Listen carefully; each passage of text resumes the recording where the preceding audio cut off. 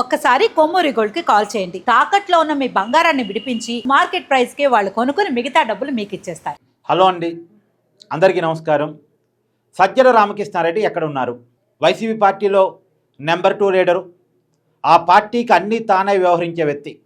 Number 1 leader Jaganmohan Reddy అయితే, అంటే మాజీ ముఖ్యమంత్రి వైసీపీ అధినేత జగన్మోహన్ రెడ్డి అయితే, నెంబర్ 2 లీడరు సజ్జల రామకృష్ణారెడ్డి అని వైసీపీ పార్టీ వాళ్ళు చెప్తూ ఉంటారు. పార్టీ అంతా ఆయన కనుసన్నలోనే నడుస్తూ ఉంటుంది. ఈవెన్ దో జగన్మోహన్ రెడ్డి గారు చదివే స్క్రిప్ట్ కూడా సజ్జల రామకృష్ణారెడ్డి గారు ఎగ్జామిన్ చేసిన తర్వాతే అది జగన్మోహన్ రెడ్డి గారి చేతికి చేరిద్ది. దాన్నే జగన్మోహన్ రెడ్డి గారు ప్రెస్ మీట్లో చదువుతారు అనేటువంటిది అందరూ మాట్లాడుకునే మాట. వైసీపీ అధికారంలో ఉన్నప్పుడు సకల శాఖ మంత్రిగా ప్రభుత్వంలో వ్యవహరించారు, సకల అధినేతగా పార్టీలో వ్యవహరించారు. అంతా సకలం ఆయనే, పార్టీకి ప్రభుత్వానికి. జగన్మోహన్ రెడ్డి గారికి కళ్ళు చెవులు ముక్కు అన్నీ తానే అనేది చాలామంది చేసే విమర్శ. ఈవెన్ దో వైసీపీ పార్టీని వదిలేసిన వాళ్ళు కూడా సజ్జల రామకృష్ణారెడ్డి గారు వల్లే మేము వదిలేసాం, ఆయన ఒక కోటరీగా మారాడు, ఆ కోటరీలో జగన్మోహన్ రెడ్డి బందీ అయ్యాడు అని విజయసాయి రెడ్డి లాంటి వాళ్ళు, ఒకప్పుడు వైసీపీలో నెంబర్ 2 నాయకుడిగా చలామీని అయినటువంటి నాయకులు, చిన్నోళ్ళు కాదు, అలాంటి వాళ్ళు విమర్శిస్తూ ఉంటారు. అంత ఇంపార్టెన్స్ సజ్జల రామకృష్ణారెడ్డి గారికి పార్టీలో ఉంది. కానీ మొన్న పార్టీ ఆవిర్భావ వేడుకల్లో సజ్జల రామకృష్ణారెడ్డి కనపడలే. ఎందుకు కనపడలే మీకు గుర్తుందా? గత పార్టీ ఆవిర్భావ వేడుకల్ని సజ్జల రామకృష్ణారెడ్డి గారే జెండా ఎగిరేసి వేడుకల్ని చేశారు. మామూలుగా జగన్మోహన్ రెడ్డి గారు చేయాలి పార్టీ అధినేతగా, కానీ సజ్జల రామకృష్ణారెడ్డి గారు చేశారు. మరి అలాంటిది ఈసారి అసలు సజ్జల రామకృష్ణారెడ్డి గారు కనపడకపోవటం ఏంటి? ఏవెంతో జాతీయ పండుగలను కూడా, మామూలుగా జాతీయ పండుగలకి ఆగస్టు 15 జనవరి 26 జాతీయ జెండాలు ఎగరేస్తారు కదా, దానికి కూడా జగన్మోహన్ రెడ్డి గారు దూరం అయితే ఆ ప్లేస్లో ఉండే సజ్జల రామకృష్ణారెడ్డి గారే. మొన్న ఆగస్టు 15 నాడు జాతీయ జెండాను ఆవిష్కరించింది సజ్జల రామకృష్ణారెడ్డి. సరే, మొన్న జనవరి 26 రోజు బొత్స సత్యనారాయణ గారు ఆవిష్కరించారనుకోండి. అంటే గతంలో అనేక విమర్శలు రావటం ఫలితంగా ఈసారి కొంత పందా మార్చుకుంది వైసీపీ. అన్నీ సజ్జల రామకృష్ణారెడ్డి చేతి ఆవిష్కరిస్తే విమర్శలు వస్తున్నాయనుకున్నారు ఏమో. మొన్న మండలి విపక్ష నాయకుడు, సీనియర్ మోస్తు రాజకీయ నాయకుడు బొత్స సత్యనారాయణ గారి చేతి ఎగరేపించారు జాతీయ జెండాని. మామూలుగా అసలు పార్టీ ఆఫీసులో జాతీయ పండగ నాడు జెండా ఆవిష్కరించాల్సింది పార్టీ అధినేత జగన్మోహన్ రెడ్డి. మరి ఆయనకి దేశభక్తి లేదో, దేశం అంటే ఇష్టం లేదో, ఈ జాతీయ పండుగలు నేను గుర్తించేది ఏంది అనుకుంటున్నాడో తెలియదు. కానీ ఎందుకో ఆగస్టు 15కి జనవరి 26కి జాతీయ జెండాల ఆవిష్కరణ కార్యక్రమానికి జగన్మోహన్ రెడ్డి దూరంగా ఉంటూ వస్తున్నాడు. మరి భారతదేశ రాజ్యాంగం ప్రకారం రిజిస్టర్ అయ్యి ఒక రాజకీయ పార్టీని నడుపుకుంటున్నటువంటి జగన్మోహన్ రెడ్డి, భారత రాజ్యాంగం ప్రసాదించిన హక్కుల వల్ల రాజకీయాల్లో పదవులు పొందుతున్నటువంటి జగన్మోహన్ రెడ్డి మన దేశాన్ని గౌరవించడానికి, మన దేశ జెండాని గౌరవించడానికి ఎందుకు వెనకాడుతున్నాడు అనే దానికి ఆయన నుంచి ఖచ్చితంగా సమాధానం కావాలి భారతీయులకి. భారతదేశం అంటే ఇష్టం లేకపోతే లండన్ పోయి ఉండమనండి, ఎవడు కాదంటాడు. కానీ ఈ దేశంలో ఉంటున్నప్పుడు, ఈ గడ్డ మీద ఉంటున్నప్పుడు, ఈ గడ్డ మీద పార్టీ నడుపుతున్నప్పుడు, ఇక్కడ జనాల ఓటుతో పదవులు అనుభవిస్తున్నప్పుడు జాతీయ జెండాని ఖచ్చితంగా గౌరవించాల్సిందే. ఇలా జాతీయ పండుగలకి దూరంగా ఉండేటువంటి రాజకీయ పార్టీ అధినేతలు మన దేశంలో ఇంకెవరు ఉండరేమో. ఎవరన్నా ఒకరిద్దరు నాయకులు అనారోగ్య కారణాలతో దూరంగా ఉంటే చెప్పలేం, కానీ జనరల్గా అన్ని రాజకీయ పార్టీలు మన జెండాని గౌరవిస్తూ ఉంటే జెండా ఆవిష్కరణ కార్యక్రమానికి ఆ పార్టీల అధినేతలు హాజరవుతూ ఉంటారు, ఒక్క జగన్మోహన్ రెడ్డి మినహాయించి. సరే, అది సపరేట్ సబ్జెక్ట్, మళ్ళీ చేద్దాం.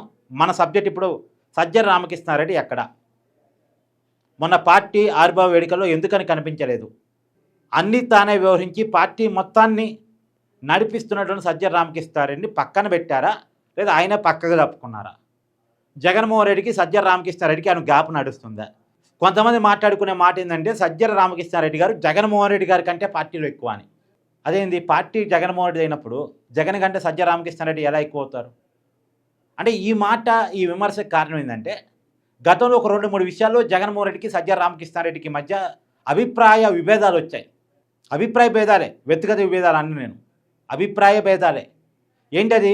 అమరావతి ఇక రాజధాని ఇక్కడే ఉంటుంది, ఇక తప్పో ఒప్పో ఇక కడుతున్నారు కాబట్టి మేము దీన్ని యాక్సెప్ట్ చేస్తున్నాం అనేది సజ్జల రామకృష్ణారెడ్డి గారు ఒక మీటింగ్లో చెప్పిన మాట.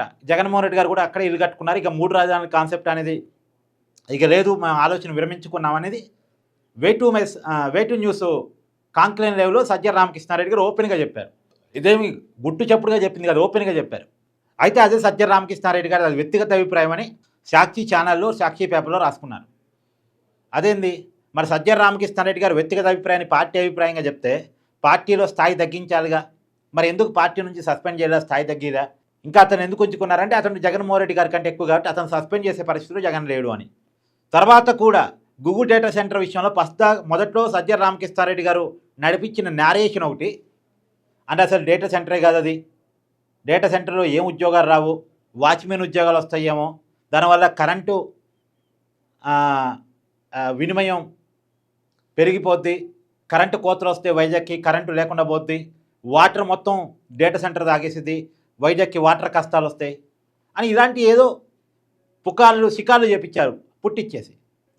వైసీపీ నాయకుల చేత, మాజీ ఐటీ శాఖ మంత్రి గుడివాడ అమర్నాథ్ చేత, అలాంటి వాళ్ళ చేత స్క్రిప్ట్ ఇచ్చి ప్రెస్ మీట్ పెట్టించారు.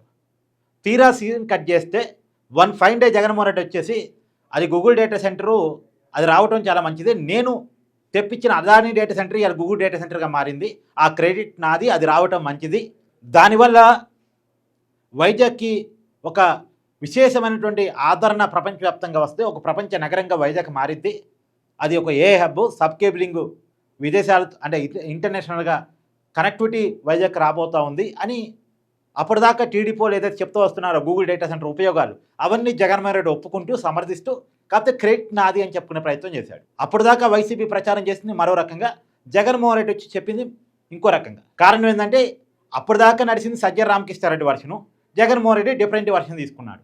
మరి సజ్జల రామకృష్ణారెడ్డిని పార్టీ నుంచి తగ్గించారుగా, సస్పెండ్ చేయాలిగా అంటే చేయలే. మరి ఎందుకు సజ్జల రామకృష్ణారెడ్డి విషయంలో జగన్ వెనక్కడికి వేస్తున్నాడు? ఎందుకు? ఇప్పుడు నిన్న పార్టీ ఆవిర్భావ వేడుకల్లో కూడా నేను పాల్గొన్న చోట నువ్వు ఉండొద్దు అని జగన్మోహన్ రెడ్డి గారు ఆదేశించారా? అందువల్లే సజ్జల రామకృష్ణారెడ్డి గారు రాలేదా? మరి అంత గ్యాప్ ఉన్నప్పుడు, అంత దూరం ఉన్నప్పుడు మరి సజ్జల రామకృష్ణారెడ్డిని పూర్తిగా పార్టీ నుంచి సస్పెండ్ చేసి నెంబర్ 2 రేటర్ ఇంకొని పెట్టుకోవచ్చుగా అంటే కాదు. సజ్జల రామకృష్ణారెడ్డి గారి వెనకాల ఏదో శక్తి ఉంది. ఆ శక్తి ఎవరై ఉంటారు? జగన్మోహన్ రెడ్డి గారు కాక ఆ పార్టీలో ఇంకొక శక్తి ఎవరన్నా ఉండే అవకాశం ఉంటుందా బయట వాళ్ళకి? మేబీ ఉంటే గింటే భారతి గారు ఉండాలి అని. ఎందుకంటే సజ్జల రామకృష్ణారెడ్డి గారు సాక్షిలో పనిచేసే ఒక జర్నలిస్టు, ఆయన్ని తీసుకొచ్చేసి పార్టీలో నెంబర్ 2 పొజిషన్ ఇచ్చారు. అప్పటిదాకా నెంబర్ 2 పొజిషన్ ఉన్న విజయసాయిని కూడా పక్కన పెట్టారు. అంటే పార్టీని తమ కనసనలోనే నడిపిస్తూ తోక జాడించని ఒక వ్యక్తి, నమ్మకమైన ఒక వ్యక్తి అక్కడ కూర్చోవాలి. జగన్మోహన్ రెడ్డి గారి మీద సంపత్తి మీద కొద్దిగా అనేక అనుమానాలు ఉన్నప్పటికీ పార్టీని ఒక డైరెక్షన్లో ఒక పద్ధతిగా, కొద్దిగా జర్నలిస్ట్గా కొద్ది విషయాలు తెలుసు కాబట్టి, లెఫ్టిస్ట్ కాబట్టి, కొద్దిగా ఐడియాలజీ ఉంది కాబట్టి, ఆలోచించే నేర్పరు కాబట్టి కొద్దిగా స్క్రిప్ట్ ఇస్తూ పార్టీని ఒక లైన్లో నడుపుతుంటాడు అనే కారణం చేత అతను అక్కడ కూర్చోబెట్టారు. అందుకని అతన్ని కదిలించలేని పరిస్థితిలో జగన్మోహన్ రెడ్డి ఉన్నారు అనేది ఒక టాకు. సరే, ఏది ఏమైనా మొన్న సజ్జల రామకృష్ణారెడ్డి ఎందుకని పార్టీ ఆవిర్భావ వేడుకల్లో లేరు అనేటువంటి మాత్రం కీలక పరిణామంగా, కీలక చర్చనీయాంశంగా ఉంది. ఇప్పుడు నేను చెప్పినవన్నీ కూడా చర్చోపలే. మరి రియాలిటీ ఏంది అనేది వైసీపీ పార్టీ చెప్పాలి.